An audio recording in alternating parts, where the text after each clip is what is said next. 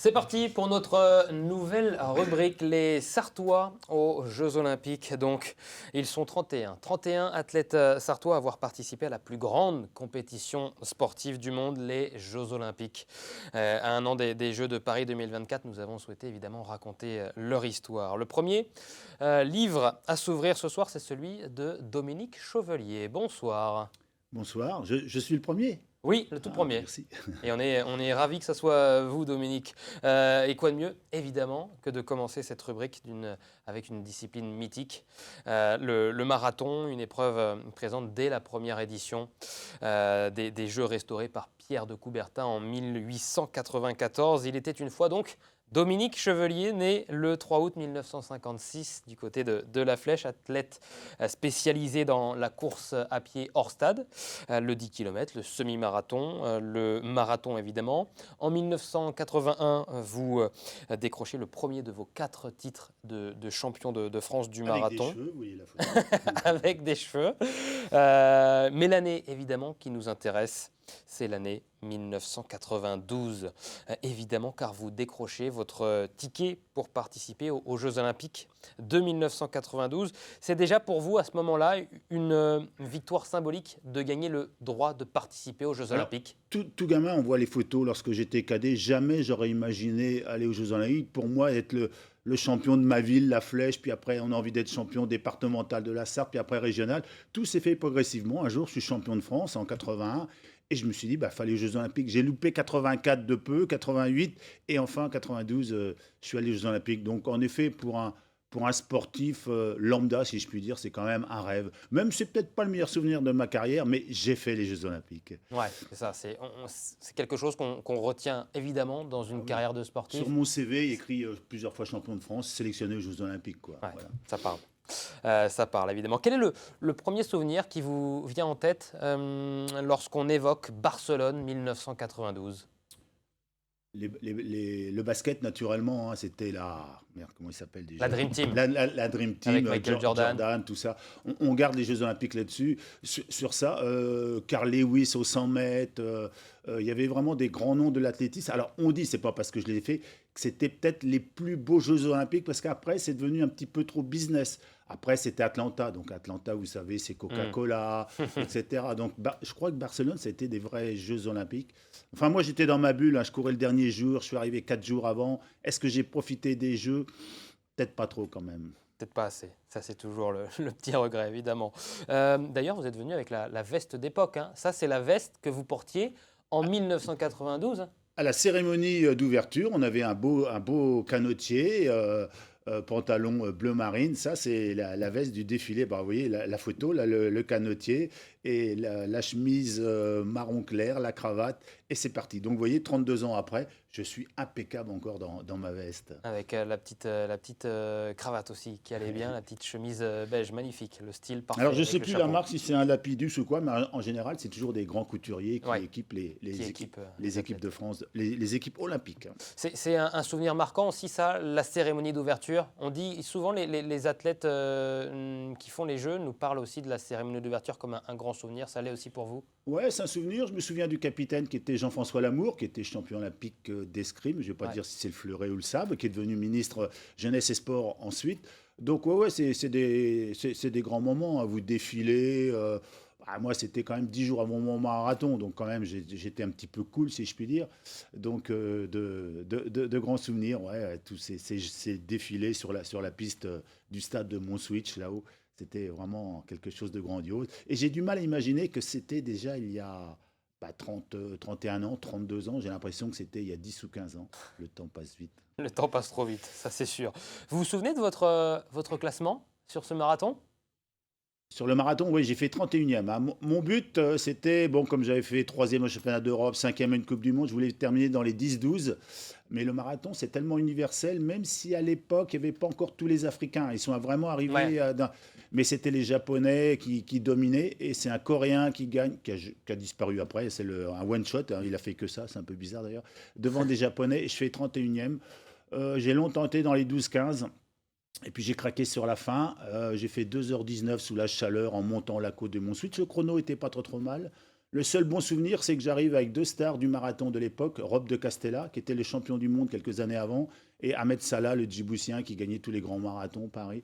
Donc voilà, 31e, on va dire, mi-déception, voilà, je pensais faire un petit peu mieux quand Oui, même. parce que vous avez fait des meilleurs temps dans votre carrière. Vous vous souvenez de votre temps d'ailleurs lors Ouais, des... 2h19, mais le chrono veut rien dire, hein. Ça a dû se gagner en 2h10, 2h12, je sais plus, hein. C'est un championnat, il y a pas de lièvre. Hmm. C'est l'après-midi en pleine chaleur. La côte de Montswich, pour ceux qui connaissent, c'est Ouais. vraiment un col C'est pour pas un arriver marathon très là-haut. rapide, quoi. Donc, c'est pas un marathon rapide. Comme le marathon des Jeux Olympiques de Paris, qui ne sera pas un marathon rapide non Ouais. plus, qui sera très, très, très vallonné. 2h19 minutes et 09 secondes, exactement. On vous voit à l'image. Il y a encore quelques photos. Elles sont rares, hein, ces photos de vous sur ces Jeux Olympiques, ce marathon, donc lors de Barcelone 1992. On les garde, ces photos. Ça reste. J'imagine que Oui, vous les celle-là, je gardez la trouve très, très précieusement. belle, hein. J'avais coupé exprès mon maillot pour avoir le ventre à l'air, hein, un peu style triathlète de l'époque, comme il Ah oui, faisait. c'était vous qui l'aviez fait, ça, Ah la, ouais, la ouais, petite ouais, je sais coupure pas si de j'avais trop maillot? le droit. J'ai coupé carrément mon maillot de l'équipe de France, là, le bleu, blanc, rouge, pour être le plus aéré possible. Les lunettes qui vont bien, parce que j'étais sponsorisé par la marque de lunettes déjà à l'époque. Mon petit business à moi.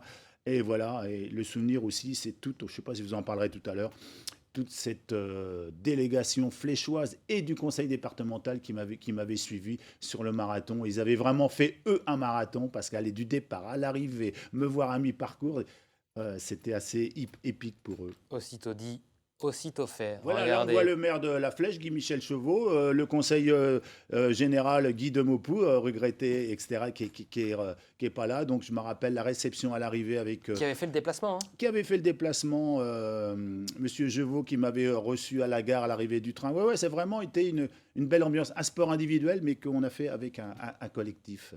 Vous restez, parce qu'on le voit là, si tout le monde du côté de la Flèche, enfin pas tout le monde, mais beaucoup de monde viennent faire le déplacement, c'est que les Fléchois sont attachés à vous et vous êtes aussi attachés aux Fléchois. Ah oui, moi, bon, j'habite Le Mans, mais je suis un vrai fléchois, je suis né à La Flèche, toute ma carrière, j'ai fait à La Flèche. Le fameux stade de Bouchevreau, il y a encore une pancarte par laquelle j'ai battu les records des 25, des 30 kilomètres, les records de l'heure. Donc La Flèche reste un gros souvenir. Peut-être que je ferai ma vraie retraite, finir mes jours à La Flèche. Suivez La Flèche. Vous êtes venu d'ailleurs avec quelques autres souvenirs, en plus de cette magnifique veste. Il y a Le les... survêtement de l'équipe de France. Alors, la différence entre celui-là de la fédération, par exemple, c'est qu'il y a le coq et les anneaux olympiques, hein. On le voit, le coq et les anneaux olympiques. Donc, ce survêtement, là aussi, hein, il n'a pas bougé. Il a même une belle valeur si je voulais le vendre. C'est la collection Adidas, je ne sais plus trop quoi.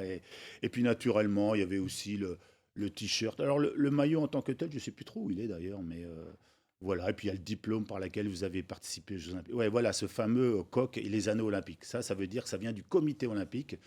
Le dossard 620 qui est cartonné parce qu'il est encadré chez moi. C'est une rare chose qui est encadré chez moi avec mon dossard de split aussi, les championnats d'Europe où j'avais terminé troisième. Voilà le dossard 620 au départ, messieurs, dames. C'était à Barcelone en 92. C'est important, Dominique, de garder tous ces souvenirs. Vous en avez pris le plus possible, vous en avez gardé le plus possible et c'est important de les Alors conserver. certainement que ça ira à mes enfants ou voire peut-être à mes petits-enfants, hein. Souvent, ça décale d'une génération. Mes petits-enfants qui font du sport seraient peut-être tout contents de garder la médaille par laquelle j'ai participé et le dossard de Barcelone.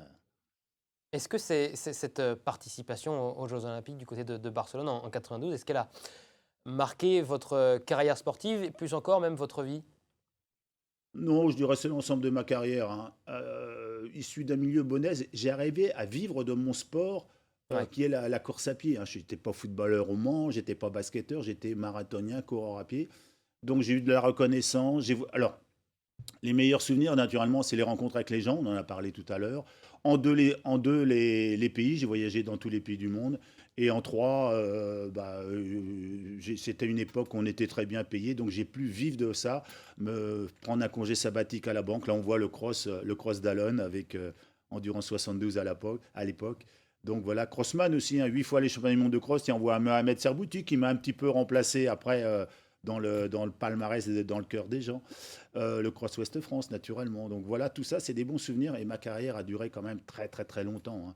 Première sélection en équipe de France 1980. La dernière, j'ai 42 ans, 1997 en championnat d'Europe. Donc ça a duré très, très, très, très longtemps. Et vous courez encore aujourd'hui avec Run Freedom? Et je cours encore aujourd'hui, président de mon club. Une petite opération, prothèse de hanche, mais on y va encore, on court encore. Les chronos ne sont plus que ça, mais je dois être un moteur pour mon club et mon club est un moteur pour moi. Donc voilà, je suis Forrest Gump, cours, chaud, et je cours toujours malgré mon grand âge. Vous êtes retourné depuis à Barcelone ou pas? Non, j'avais été avant pour reconnaître le parcours, hein, 2 mois avant, j'avais été à Barcelone. Ah si, qu'est-ce que je vous dis? Si, j'y suis retourné, c'était à quelle occasion d'ailleurs? Et j'avais été voir justement ce qui était devenu la Cité Olympique, qui est un quartier très résidentiel aujourd'hui, Ouais. avoir un appartement des Jeux Olympiques de Barcelone. Barcelone, c'est une des villes les plus chères d'Europe. Oui. Donc un appartement là-bas, j'aurais dû mettre une option sur mon appartement. Vous n'avez pas gardé votre chambre J'ai pas gardé ma chambre de Barcelone. le village olympique.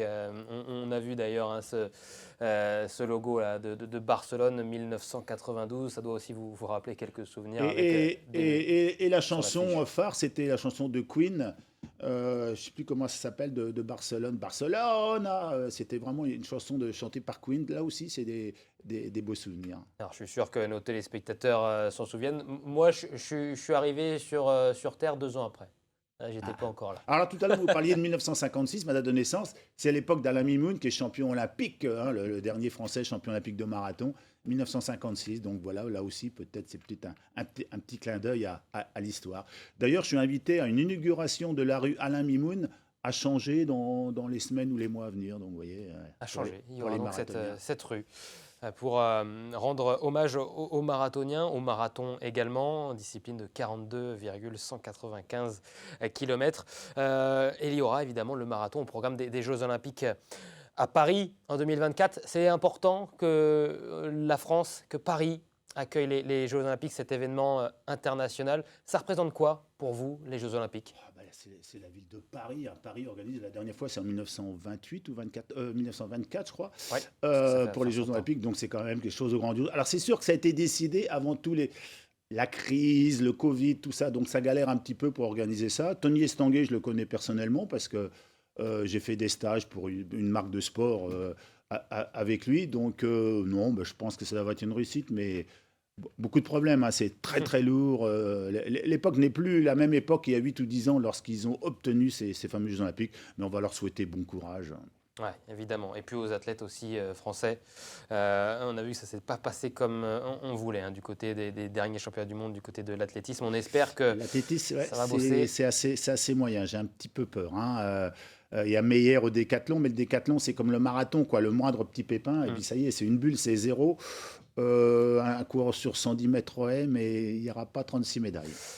Il reste un an, moins d'un an maintenant pour travailler et pour essayer d'arriver dans la même forme que vous lors des JO de Barcelone 1992. Merci beaucoup Dominique d'avoir été notre invité. Et puis dans un prochain numéro des Sartois aux JO, eh bien, on découvrira une nouvelle histoire, un autre portrait d'un athlète sartois qui a participé aux Jeux Olympiques. Merci à toutes et à tous de nous avoir suivis. On se donne rendez-vous lundi prochain pour un nouveau numéro de 72 Sports. Salut!